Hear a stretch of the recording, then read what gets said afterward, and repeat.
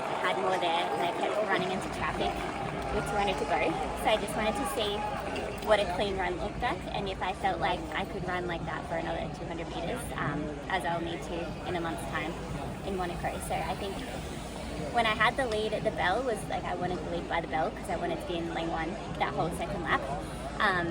Down the backstretch, I was definitely like welcoming someone to come. I was starting to be like, I never wanted to settle tonight. Like I wanted to push the whole time, and I think if I had someone come next to me with 300 to go, like we could have, like I'm not sure what that could have been. Like it would have just been nice to be like first to press that backstretch, whereas kind of probably settled for 200 meters and then tried to go again. And I wanted to stay full gas. So yeah, it was good.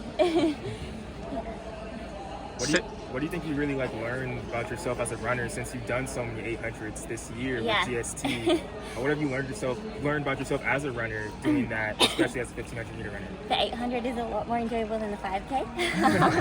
I think Grand Slam kind of welcomed us to be middle distance runners, and I think in our short distance category, knowing I was going to line up for 4 800s, it's just kind of made us train more as like a middle distance athlete that can run a 3K but not run a 5K, and I'm quite okay with that. I've really enjoyed it. I think it's fun to do stuff, like I'm 28 now, it's really fun to do something new and something different and something that challenges me in different ways. And if anything, I think like another 12 months of this, which is my intention to sort of focus in this 8:15 zone this year and next year, I think we can run very fast over an 8. My dad was an 800 meter runner, and I think he loves sort of playing with this piece of it of like this is how you can run a good 8. I think I'm still learning the event, which is crazy. For like 2 laps, I think I need to really accept that I have more time than I think I have. I think I'm really focused on that first 100 and setting it up, and I think if I can execute the next 700, like a couple of tenths in the first 100 doesn't matter as much as I'm probably emphasizing it to right now. But yeah, it's really fun. I think it's going to help my 15s come the rounds, and just like having been through now, like I ran 1:59.99 before the Olympics, but I've now run sub 2 4 times, and I feel like it's getting more and more familiar each time. So I think now when we're sort of looking at, it's like 2:01, 2:02 for halfway in the 1500, like hopefully that's more comfortable. Yeah. 1:58.6 tonight, felt pretty comfortable?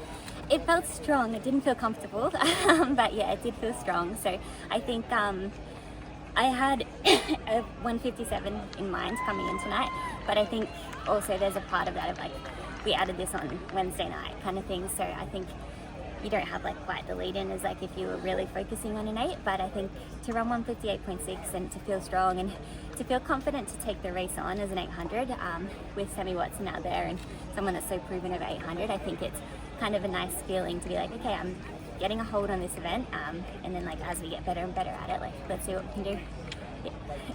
Yeah, you say you're racing in Monaco in a few weeks? Yes, I have the 1K in Monaco on the 11th of July. So Prefontaine first, and then I'll head over and run a 1K. So what are your takeaways from this performance, knowing those are on the horizon? I think the electric forest is awesome. That this is a great track, but Monaco is next level again. So I think that if I can kind of just get really comfortable in that 1:58 range and then see what another 200 meters looks like, I think that's something to really look forward to in a month's time. Yeah.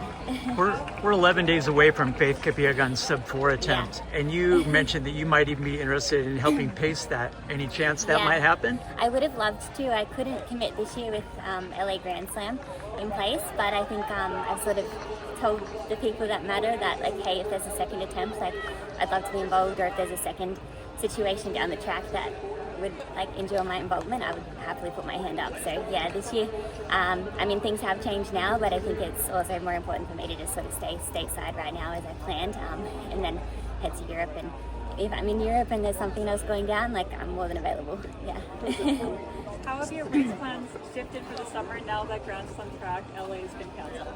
Yeah, I think just this was a last minute addition. Like I wanted one more 800, so kind of looking at the calendar and seeing that this was an option was really cool. And to come back to Portland is really special. Like I love this place, and it's where I made my pro debut in the 800, and I've improved by like 5.5 seconds. So it's good to know the training's working. But I think the 1500 not having to run a 15 a week before pre now is probably a blessing. And I got my one more 800, so it's not altered things too much. I wish it was going ahead. It's the most fun I've had competing in a long time, but we'll see if they're back next year, and I'd love to be involved again.